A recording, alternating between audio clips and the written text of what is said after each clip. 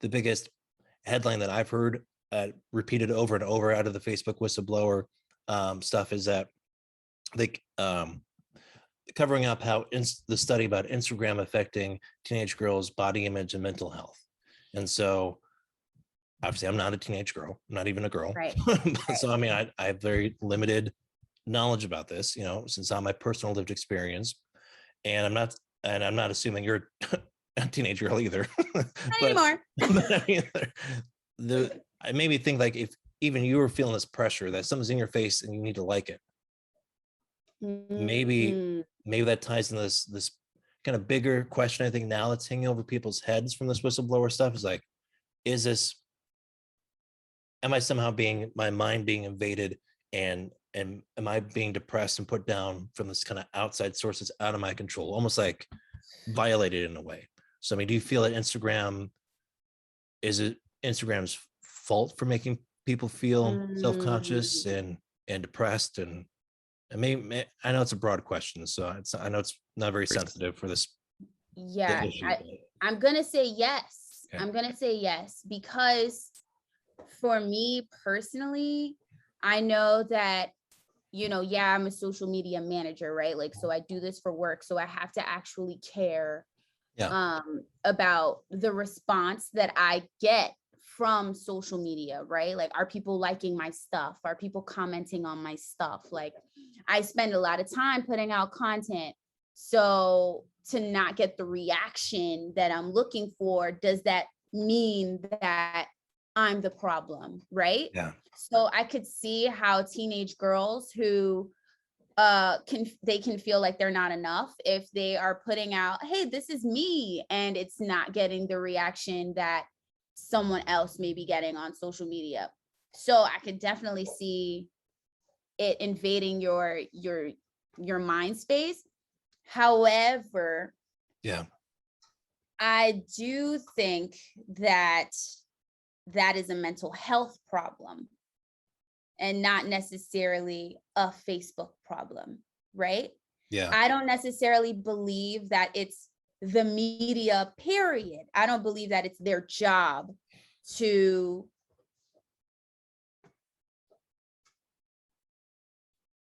I'm going to say, I don't think it's their responsibility. I don't think that our mental health is their responsibility. Yeah, no, that's where I feel conflicted too, because I agree with you. And I heard, it's not my original thought, I heard it on a podcast talking about this whistleblower stuff, that they use an analogy that of Instagram being like a refrigerator, and you can choose whatever food you want to put in your refrigerator, and so there's no one forcing you to eat healthy food or have a certain diet. You know, if you want to eat nothing but ice cream, you can do that. It's on you to make those choices. And I don't think anyone would say, well, because someone can go out and eat nothing but ice cream and kill themselves, we should get rid of grocery stores, or every grocery store should outlaw ice cream. Right. Now, I know it's a little bit, it's not exactly a one-to-one to Instagram, but I think I do feel conflicted that there's a part of that where, come on, you got to take some ownership for this. And I'm not, it sounds pretty bad when the headline's about teenage girls. So it sounds bad. Like, exactly. This crowd of teenage girls telling you, like, toughen up, be strong. Right. But what it kind of bothers me about the headline is that it's not just teenage girls. And like, where's the studies of how this affects people who are non-white, how it affects people who are different socioeconomic statuses? So this issue of not feeling good enough is on a pressure of a lot more people than just teenage girls. I mean, that's an easy sob story to hear that. Yeah. And I don't know where that pressure, because I think Instagram, it gets into, like, we can talk about Instagram, but the bigger cultural beauty standards and success standards, I mean, that's a pressure on all of us. I mean, it's a pressure on me too. So, and I don't think anyone can escape it. So kind of, where does the rabbit hole end? Does it end at Instagram, or is this a macro culture problem?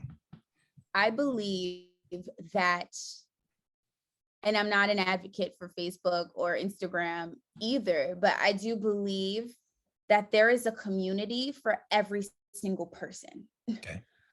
So if you're feeling like you're not good enough, if you're feeling like you don't fit in, if you're feeling like there are people who don't look like you, I do believe that it is your your duty to find your tribe on these platforms, so you don't feel like you're left out, right? And so, and these are the people who are going to engage with you. These are the people who are going to like you because they like you. Yeah. So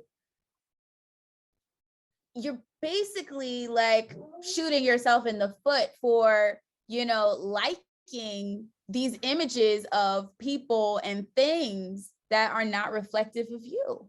Right. Because that speaks to you not liking yourself. Mm. So if you actually go out there and start loving yourself, liking yourself, and finding what makes you you and what makes you happy and what makes you unique, you start liking those things on Instagram, they're going to show up more. They're going to pop up more on your feed. And now they're going to, oh, wow, I'm curating a community now of people who get me. Yeah. So it's on you to do the soul searching and then actively seek out images of positivity or whatever is positive in your mind. Yeah. So when in the case of teenage girls, I believe that their parents should parent them. And I'm not a parent, so I'm sorry, parents, but I do believe that the parents should be like, what are you looking at? What are you doing?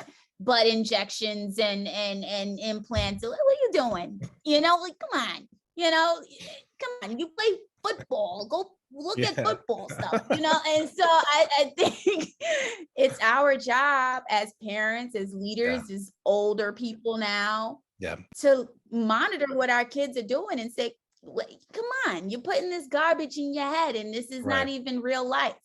Yeah, I had the same thought. So this I can't speak about. I am a parent. My daughter, she's not a teenage girl yet, but I mean, I've that was one of my first thoughts hearing about that news story, is of course feeling sympathy for the people they're talking about, but also this thought like, yo, come on. If you're going to inoculate your child and just protect him from every bump and bruise in the world, you're being a bad parent. You got to prepare your child and give them the tools to handle these bad things that and pressures that happen to them. And I mean, I'm already been playing the long game with my daughter. I know she's got a lot to face and a lot on her shoulders in her life. And so, I mean, you got to give them the tools to handle that kind of pressure and give them the solid emotional regulation and self-esteem and self-confidence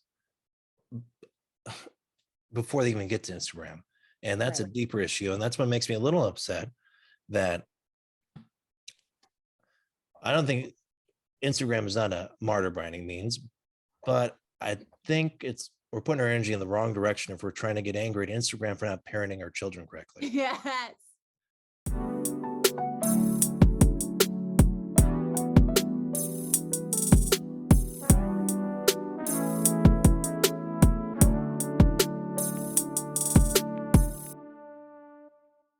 Okay.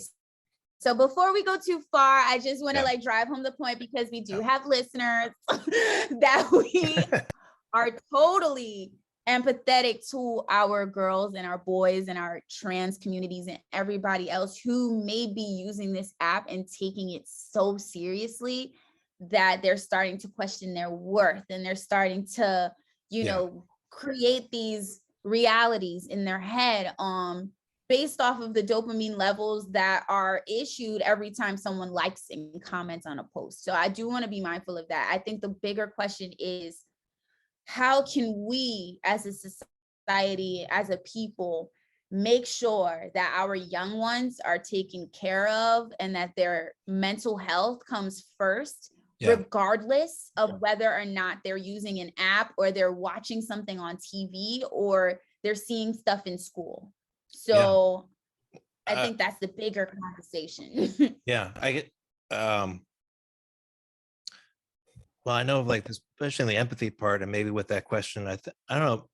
I mean, also being careful. I don't want to be in like armchair, like, well, this is how we solve the world's problems because we're so smart, you know. But, you know, I think maybe this is going to be in a different direction, but I think it's because, like, for me personally, it's actually the fact I have so much, what sounds a little pat on the back, but my empathy is so strong. That's maybe why it seems a little, for me personally, maybe a little harsh, because, and I think maybe the solution is we need to crank the empathy up by 1,000 gigawatts or whatever that is. As in, when you realize, and maybe it's kind of like, you should be thankful for your food because there's kids starving in Africa kind of speech that, you know, on Instagram doesn't start to affect you and to be taken so seriously when you realize like, phew, I'm not homeless. Right. Phew, I'm not ripped away from my family because I'm the wrong color and I came in the wrong side of the country. Oh, phew, all those other people are going through that. So, I mean, I think in some ways, like it takes an immense amount of privilege for Instagram to be your problem. Wow. You know what I mean? And that's like, whoa, deep. that's harsh. But for me, it feels like, yeah, because the empathy, I think it's so intense that there's all kinds of issues in our society. There's all kinds of kids that are, you don't have to be in another country to starve to death. You know, and I think as a teenager, as any age, I think when you realize like, whoa, it's not just me. There's other people that exist and other people's with, I mean, you know what, even if you're going to be a little cynical and be like, phew, at least I'm not as bad as that guy, you know, someone else has got it worse, phew, you know, if that, you know, like kind of shakes you out of that, your head and cures you of some mental health, I mean, ends maybe justify the means, but I think for me, it's maybe the empathy so high that I think perspective taking is helpful.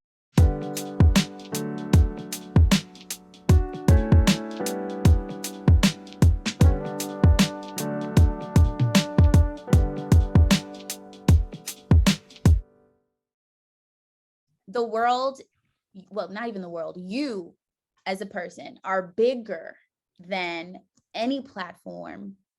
Your purpose is bigger than any form of media. And whether Facebook or Instagram stays or goes, we've lived through MySpace. We've lived through all these AIM. We lived through dial-up. We lived through phone and horse and buggy. Yeah. Connect to the people who matter. You find the people who speak to you, who care about you, and you operate in this world as a complete human being so that these things that come and go, these fleeting things, don't affect you to the point where you're just down in the dumps. So I think, you know, yes, I credit this whistleblower for even starting this whole conversation about health and, you know, all of this stuff. At the same time, I think it is up to us to do some soul searching on our own parts to say, do we even stay on these platforms? Do we go back to using them as intended? Do we train ourselves to not care how many likes we get? And we just want to put out good stuff. So we need to go ahead and go home and do the homework and find out, like, listen, how do I want to use these platforms? What do I want to use them for? And what type of person do I want to be? And I think that transcends technology.